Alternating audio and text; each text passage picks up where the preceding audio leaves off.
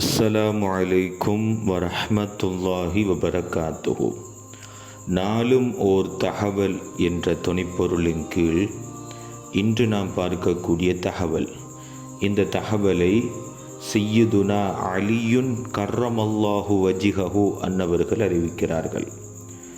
மனிபுத்தத கஸாஅஹு bill மில்ஹி, யார் தனது உணவை உப்பை கொண்டு ஆரம்பிக்கிறாரோ, அதாவது உண்பதற்குரிய ஒரு சில சுன்னத்துகளை கண்மணி நாயகம் ஸல்லல்லாஹு அலைஹி வஸல்லம் அன்னவர்கள் எமக்கு காட்டி தந்திருக்கிறார்கள்.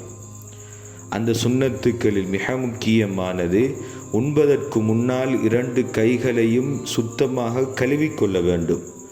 2 கைகளையும் கழுவிக்கொண்டதன் பிறகு யார் ஒருவன் 3 விடுத்தம் உப்பை சுவைக்கிறாரோ, தனது கையினால் எடுத்து நாக்கில் உப்பை வைத்து சுவைக்கிறாரோ, அல்லாஹ்வுக்கு சுப்ஹானஹு தஆலா அவனை விட்டும் 70 நோய்களை நீக்குகிறான் என்பதாக அலியுன் கர்ரமல்லாஹு வஜிஹஹு அன்னவர்கள் சொல்லியிருக்கிறார்கள்.